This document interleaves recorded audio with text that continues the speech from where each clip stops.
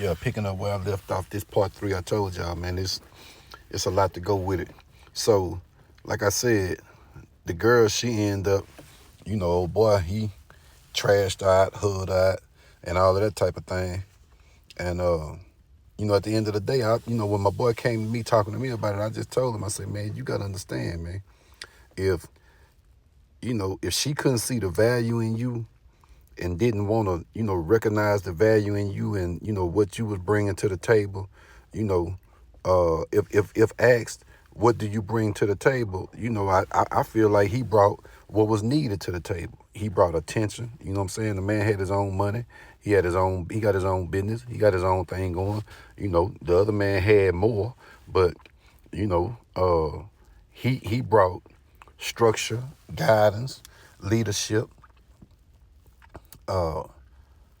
He stepped up as a father figure to her son. The other dude, didn't even barely acknowledge the kid or none of that type of stuff. So, she chose herself and the bells and whistles of the other situation instead of going with something that, may have been better. However, it was her choice, And I just continue to tell him, like, man, you just gotta, accept that and, deal with that and understand that, that wasn't the best situation for you. Now,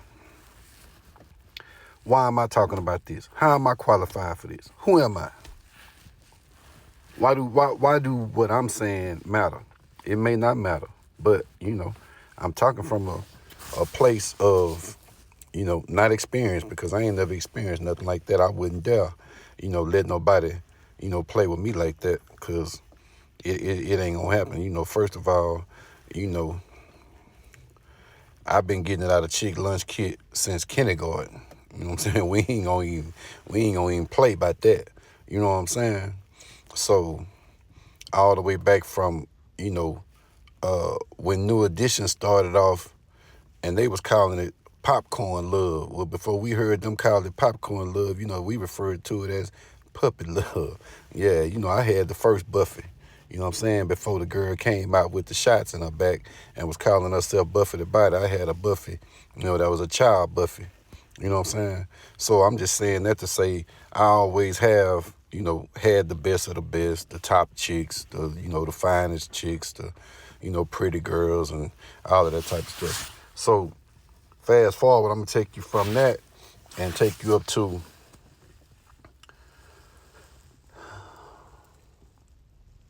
the girl I was dating at one point, young, when I was young. However, me and the guys, we was laying the foundation down for, some real solid foundation work here in the Houston hip hop scene. You understand? And ain't no need to go into that, because, if you know, and if you don't, who cares? Whatever. It's not even relevant to the story. But, needless to say, females was in excess. You know what I'm saying? It was a lot of them, and everybody had their own team and structure and, playpen, if you will. This type of situation puts you in place where, you might get a chick just on a referral.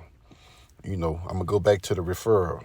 So this chick that I was dating at the time, she was, I'll say she was like, she was my girlfriend or whatever, which, I felt like she was my girlfriend. And as far as we both was concerned, she was my girlfriend. I didn't know no better. However, you know what I'm saying, I had about 2 more girlfriends anyway.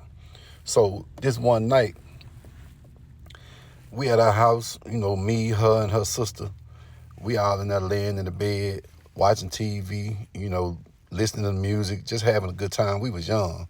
He was about, 19, 20 years old, something like that. Man, I'm telling you, this back in the beeper days.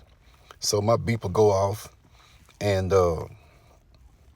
I answer the beep, had to go make a run. So we talking about this in South Park, you know what I'm saying? H-Town, South Side, South Park. It's like off Martin Luther King and Selinsky in that area. I got a beep. I had to go make a run to Telephone Road and the Beltway. About 30 minutes. You know what I'm saying? I had to go over there, take care of something, and come back. I'm telling you, I told this girl, hey, look, I'll be right back. I'm finna go take care of this. I'll be back. She know I'm coming back. I ride over there, do my thing, come back. And when I pull back up, I see a car in the driveway. It was a muscle car, like a Chevelle, rims on it, paint job. It was clean. It was clean. It was nice. It was nice. I liked it. It was cool. So I pull up, I see the car. I'm saying to myself, whoever driving this car, I know they got to be over here for her sister. I know that. It ain't no doubt in my mind that whoever driving this car got to be over here for her sister. Because I know I just told this girl, I'll be right back. I'll be right back, man. Man, when I tell you I'm walking up to the door, I ain't feeling no kind of way about nothing, because in my heart, mind, and my spirit, I know whoever over here got to be over here for her sister. As I'm walking up, I don't hear no noise from the previous noise that was going on before I left that we were partaking in. The TV was on loud, the music was on loud and everything. I don't hear nothing. I ring the doorbell. Now, her room was right there by the door. It ain't take no time. I'm talking about less than a minute. Somebody came and answered the door. I ring the doorbell. A dude came and answered the door. He answered the door, and he kind of opened the door like, halfway. He stand like halfway. The door kind of splitting him, right? So I'm look at him, and the man got on some, he got on some army boots. You know what I'm saying? I could tell by the pants he had on. He was a police officer, and he just had on his T-shirt. So this man that came in here, he already comfortable. I ain't been gone for about 40 minutes, 30, 45 minutes. This man already in here comfortable. He already done got, access inside the building.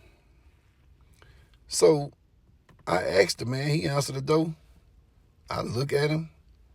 I say, is Sugar here? He say, yeah, she got company. She got company? Man, I'm talking about, at this time, I'm telling you, I'm about 20 years old. I ain't never been hurt before, you know what I'm saying, by no female. I'm running my game, doing my thing, feeling bulletproof, unbreakable, invincible, don't nothing matter. It is what it is. I'm doing it how I want to do it, having my way, running my play. Man, this dude say, yeah, she got company.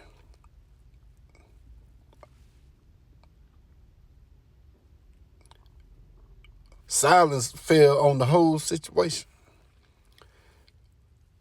I said, she got company. When I said she got company, he opened the door the rest of the way. She standing right behind him. She look over his shoulder and looked at me with a look in her eyes that said, she said to me, I'ma call you later, okay? I'ma call you later, okay? Your choice. So me, I said, okay. So stay tuned, click in for the next section.